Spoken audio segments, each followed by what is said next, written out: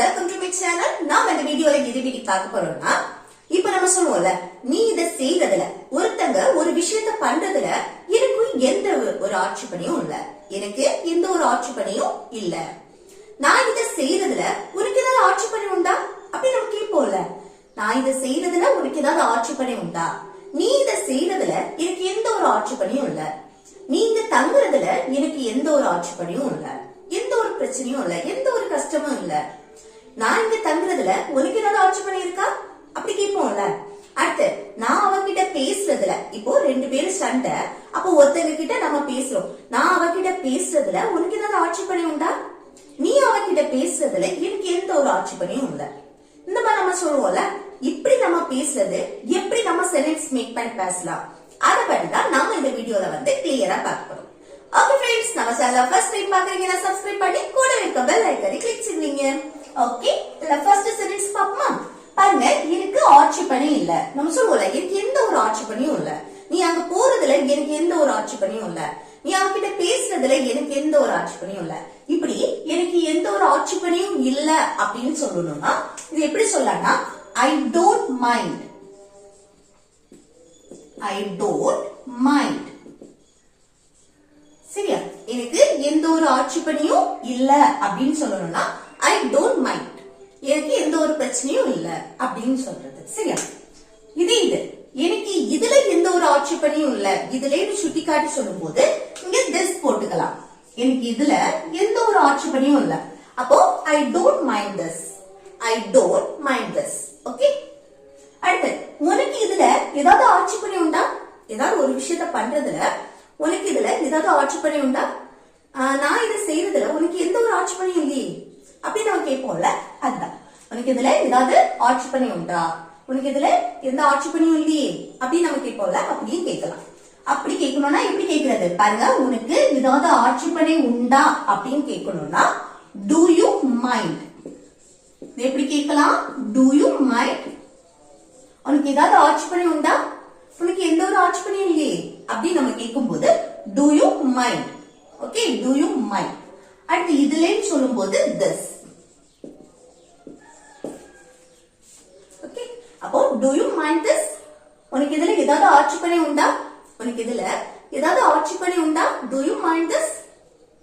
அடுத்து நான் அவகிட்ட பேசினா உனக்கு ஏதேனும் ஆட்சேபனை உண்டா நம்ம கேட்போம்ல. நான் அவகிட்ட பேசினா உனக்கு இதுல ஏதாவது பிரச்சனை உண்டா, ஏதாவது ஆட்சேபனை உண்டா, எந்த ஒரு ஆட்சேபனையும் இல்லையே அப்படின்னு நம்ம கேட்போம்ல. அதான், அப்ப நான் அவளிடம் பேசினால் இது ஒரு செட்டு, உனக்கு ஏதேனும் ஆட்சேபனை உண்டா. அடுத்து அப்ப உனக்கு ஏதேனும் ஆட்சேபனை உண்டா அப்படின்னு கேட்கறதுக்கு do you mind. எப்படி கேட்கலாம்? do you mind. Okay.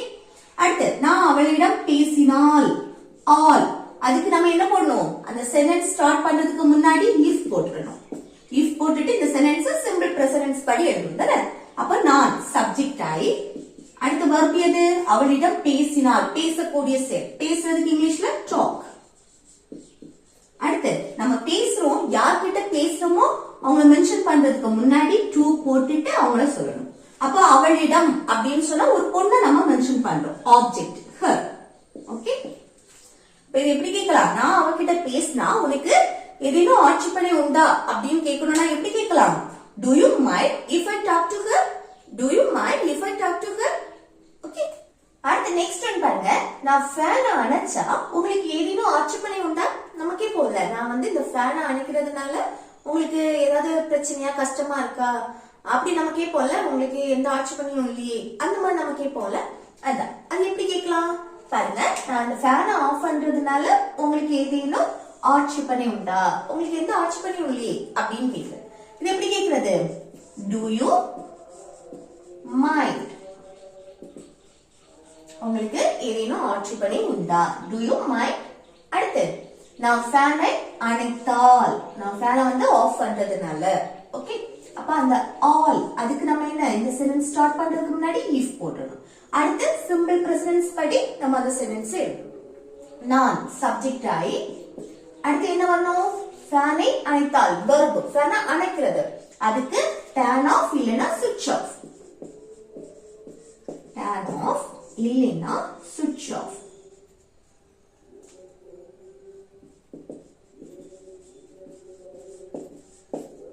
Of பண்றது ஃபேன் the fan. ஓகே, அப்போ நான் வந்து இந்த ஃபேனை ஆஃப் பண்றதுனால உங்களுக்கு ஏதேனும் ஆட்சேபனை உண்டா, உங்களுக்கு எந்த ஆட்சேபனையும் இல்லையே, இந்த மாதிரி கேட்கணும்னா எப்படி கேட்கலாம்? Do you mind if I turn off the fan? Do you mind if I turn off the fan? இல்லைனா do you mind if I switch off the fan? Okay, next, வெளியே சாப்பிடுவதில் எனக்கு எந்த ஆட்சேபனையும் இல்ல. நம்ம சொல்லுவோம்ல, வெளியே சாப்பிடுறதுனால எனக்கு எந்த ஆட்சேபனையும் இல்ல. இது எப்படி சொல்லலாம் பாருங்க, வெளியே சாப்பிடுவதில் இது அப்படி இருக்கட்டும், எனக்கு எந்த ஆட்சேபனையும் இல்ல அப்படின்னு சொல்லணும்னா எப்படி சொல்லலாம்? I don't mind. எனக்கு எந்த ஆட்சேபனையும் இல்ல, எனக்கு எந்த பிரச்சனையும் இல்ல அப்படின்னு சொல்லுவோம்ல, I don't mind. ஓகே, அடுத்து வெளியே சாப்பிடுவதில் இதை எப்படி சொல்லணும்னா, இல்ல வந்து என்னன்னா சாப்பிடுவதில், எழுதுவதில், படிப்பதில், தூங்குவதில் இந்த மாதிரி இருக்குல்ல. இப்படி இந்த verb வந்து சொல்லும்போது சாப்பிடுவதில், எழுதுவதில், தூங்குவதில், போவதில், வருவதில் இப்படி எல்லாம் சொல்லும்போது அதை ஜெரோன் ஃபார்ம்ல நம்ம எழுதுவோம். அப்ப அந்த verb-ஐ எப்படி எழுதுறது பாருங்க.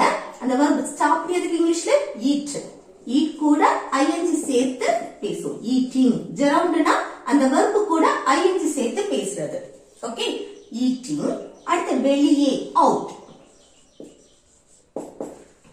ஓகே, அப்போ வெளியே சாப்பிடுறதுனால எனக்கு எந்த ஆட்சேபனையும் இல்ல அப்படின்னு சொல்லணும்னா எப்படி சொல்லலாம்?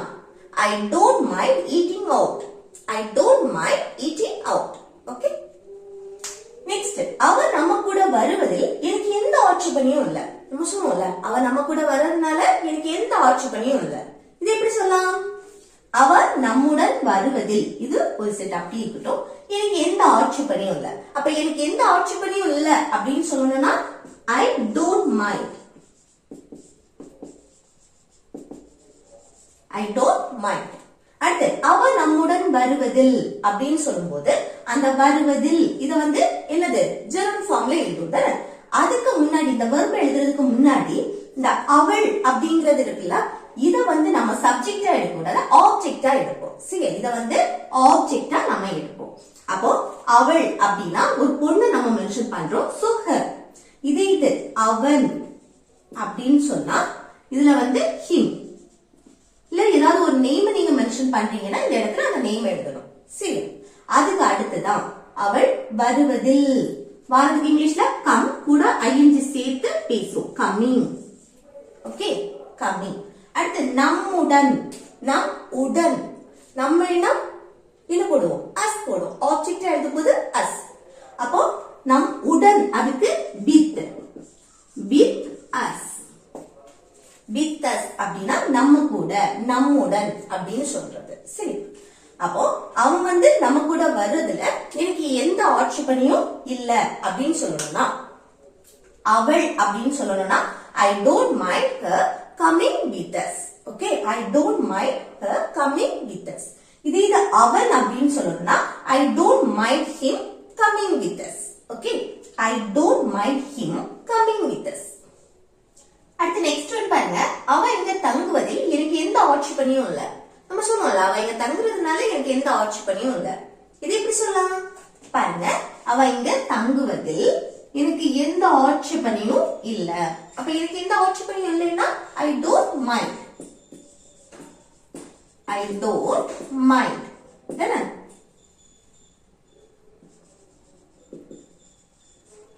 அப்ப I don't mind எனக்கு எந்த ஆட்சேபனையும் இல்ல. அவ இங்க தங்குவதில் அப்படின்னா அவள் இது வந்து ஆப்ஜெக்டா மாறும். ஒரு பொண்ணை நம்ம மென்ஷன் பண்றோம் her. அடுத்து verb தங்குவதில் அப்படின்னா இத வந்து ஜெரோன் ஃபார்ம்ல எழுதணும். தங்குறதுக்கு ஸ்டே கூட ing. ஸ்டேயிங். ஸ்டேயிங் இங்கே அப்படின்னா here. Staying here. அப்போ அவ இங்க தங்குறதுனால எனக்கு எந்த ஆட்சேபனையும் இல்ல அப்படின்னா I don't mind her staying here. I don't mind her staying here. Okay, அடுத்து நெக்ஸ்ட் பாருங்க, அவளுடன் வேலை செய்வதில் எனக்கு எந்த ஒரு ஆட்சேபனையும் இல்ல. நம்ம சொல்லுவோம்ல, அவ கூட வேலை செய்வதில் எனக்கு எந்த ஆட்சேபனையும் இல்ல. இது எப்படி சொல்லலாம் பாருங்க, எனக்கு எந்த ஒரு ஆட்சேபனையும் இல்ல அப்படின்னு சொல்லும்போது I don't mind. I don't mind. Okay, அவளுடன் வேலை செய்வதில். அப்போ வேலை செய்யறது ஒர்க் கூட ing சேர்த்து பேசும். ஒர்க்கிங். ஒர்க்கிங். அவளுடன், அந்த உடன் அதுக்கு வித் போட்டு அவளை மென்ஷன் பண்ணும்போது என்னது? her.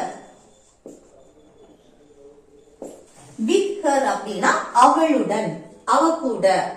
அப்ப அவளுடன் வேலை செய்யறதுல எனக்கு எந்த ஆட்சேபனையும் இல்ல அப்படின்னா I don't mind working with her. I don't mind working with her. Okay. Next, உனக்காக காத்திருப்பதில் எனக்கு எந்த ஆட்சேபனையும் இல்ல. நம்ம சொல்லுவோம்ல, உனக்காக வெயிட் பண்றதுனால எனக்கு எந்த ஆட்சேபனையும் இல்ல, எனக்கு எந்த பிரச்சனையும் இல்ல அப்படி சொல்லுவோம்ல. இதை எப்படி சொல்லலாம்? எனக்கு எந்த ஆட்சேபனையும் இல்ல. I don't mind. I don't mind. அடுத்து உனக்காக காத்திருப்பதில் அந்த verb என்ன? ing ஃபார்ம்ல எழுதும் தானே? wait. காத்திருக்கிறதுக்கு wait கூட ing சேர்த்து எழுதும். waiting. waiting. அடுத்து உனக்காக, அந்த காக அதுக்கு for.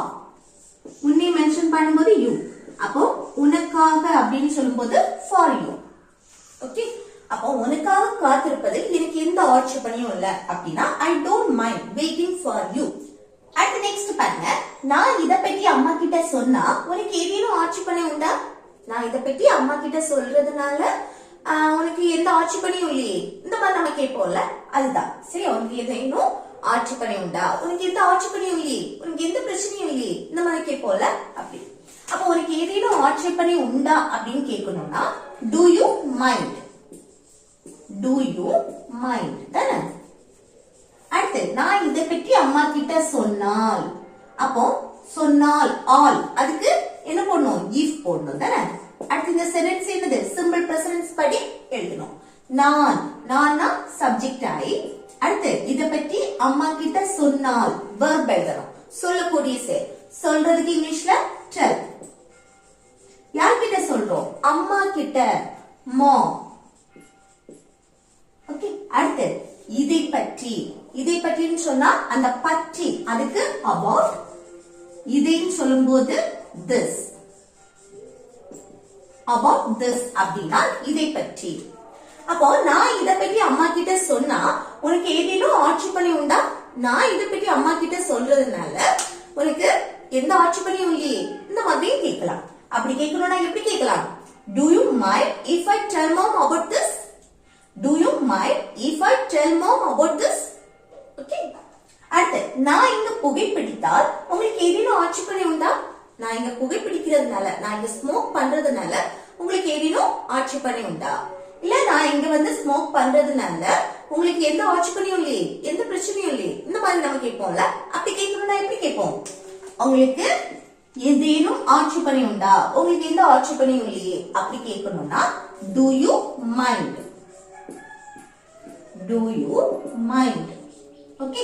அடுத்து நான் இங்கே புகைப்பிடித்தால், ஸ்மோக் பண்ணினால், அதுக்கு if போடணும் தானே? அடுத்து இந்த சென்டென்ஸ் வந்து சிம்பிள் பிரசன்ஸ் படி எப்படி எழுதணும்? சப்ஜெக்ட் நான், நானா I. அதுக்கு அடுத்து verb புகைப்பிடிக்கிறது smoke. smoke. அடுத்து இங்கே அப்படின்னா here. ஓகே. அப்ப நான் இங்க வந்து ஸ்மோக் பண்றதுனால உங்களுக்கு ஏதேனும் ஆட்சேபனை உண்டா அப்படின்னு கேட்கணும்னா எப்படி கேட்கலாம்? do you mind if I smoke here? do you mind if I smoke here? Okay. Next, Bala எனக்கு உதவி செய்தால் உனக்கு ஏதேனும் ஆட்சேபனை உண்டா? நம்ம கேட்போம்ல, பாலா வந்து எனக்கு ஹெல்ப் பண்றதுனால உனக்கு ஏதாவது பிரச்சனை உண்டா? உனக்கு எந்த பிரச்சனையும் இல்லையே, உனக்கு எந்த ஆட்சேபனையும் இல்லையே, இந்த மாதிரி நம்ம கேட்போம் தானே? அப்படி கேட்கும்போது எப்படி கேட்கலாம்? உனக்கு ஏதேனும் ஆட்சேபனை உண்டா? உனக்கு எந்த ஆட்சேபனையும் இல்லையே, உனக்கு எந்த பிரச்சனையும் இல்லையே அப்படி கேட்கணும்னா do you mind. do you mind. Bala எனக்கு உதவி செய்தால் ஆல் அதுக்கு if போடணும். அடுத்து அந்த சென்டென்ஸ் சிம்பிள் பிரசன்ஸ் படி எழுதணும் தானே? பாலா சப்ஜெக்ட் என்னது? பாலா. அதுக்கு அடுத்து எனக்கு உதவி செய்தால், உதவி செய்யறது அதுக்கு ஹெல்ப். இல்ல ஒண்ணு பார்க்கணும், இங்க சிங்குலர் நவுன் வந்திருக்கு, verb வந்து சிங்குலரா இருக்கு. சிங்குலர் நவுன் வந்துச்சுன்னா வரக்கூடிய verb கூட நம்ம எஸ்ஓ இஎஸ்ஓ ஐஎஸ்ஓ சேர்ப்போம் தானே? லாஸ்ட் வந்து P ல முடிஞ்சிருக்கு சோ எஸ் மட்டும் சீதா போதும் ஹெல்ப்ஸ். அடுத்து எனக்கு அப்படின்னு சொல்லும்போது நீ.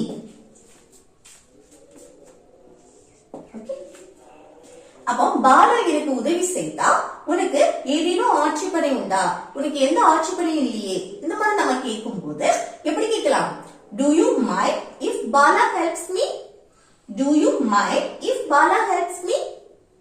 அடுத்து நெக்ஸ்ட் பாருங்க, அப்பா என் காரை ஓட்டுறதுல எனக்கு எந்த ஆட்சேபனையும் இல்ல. நம்ம சொன்னோம்ல, அப்பா வந்து என் காரை ஓட்டுறதுல என்னது எனக்கு எந்த ஆட்சேபனையும் இல்ல, எந்த பிரச்சனையும் இல்ல அப்படின்னு சொல்லுவோம்ல, அதுதான்.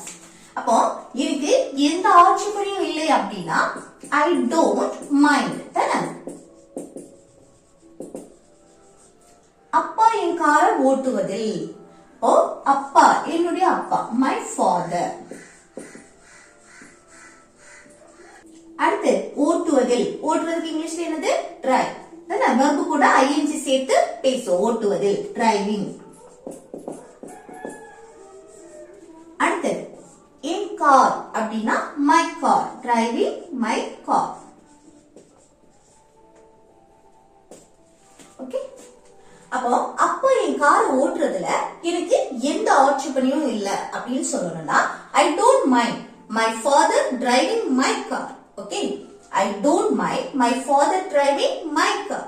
ஓகே, அடுத்து அவர் இதை செய்தால் உனக்கு ஏதேனும் ஆட்சேபனை உண்டா, அவர் இதை செய்யறதுனால உனக்கு ஏதேனும் ஆட்சேபனை உண்டா அப்படின்னு கேட்போம்ல. இதை எப்படி கேட்கலாம்? அவர் இதை செய்தால் உனக்கு ஏதேனும் ஆட்சேபனை உண்டா. அப்போ do you mind. அடுத்து அவர் இதை செய்தால் ஆல், அதுக்கு if போடணும், அடுத்து சப்ஜெக்ட் எழுதணும் அவர் he, அதுக்கு அடுத்து verb இதை செய்தால், செய்யறதுக்கு இங்கிலீஷ்ல do. இங்க என்ன வந்திருக்கு பாருங்க, சப்ஜெக்ட் வந்து சிங்குலரா இருக்கு. அப்ப நம்ம கூட என்ன சேர்க்கணும், அந்த verb கூட என்ன சேர்க்கணும், எஸ்ஓ இஎஸ்ஓ ஐஎஸ்ஓ சேர்ப்போம்.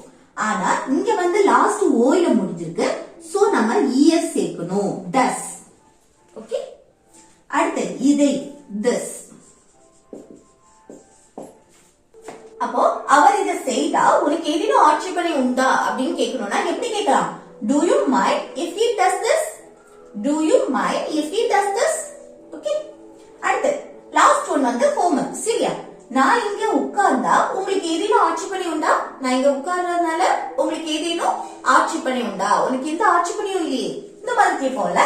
இதை எப்படி கேட்கலாம்னு சொல்லிட்டு கமெண்ட் பாக்ஸ்ல கமெண்ட் பண்ணுங்க. ஓகே ஃப்ரெண்ட்ஸ், இந்த வீடியோ உங்களுக்கு பிடிச்சிருந்தா லைக் பண்ணி ஷேர் பண்ணி கமெண்ட் பண்ணுங்க. Okay, thank you.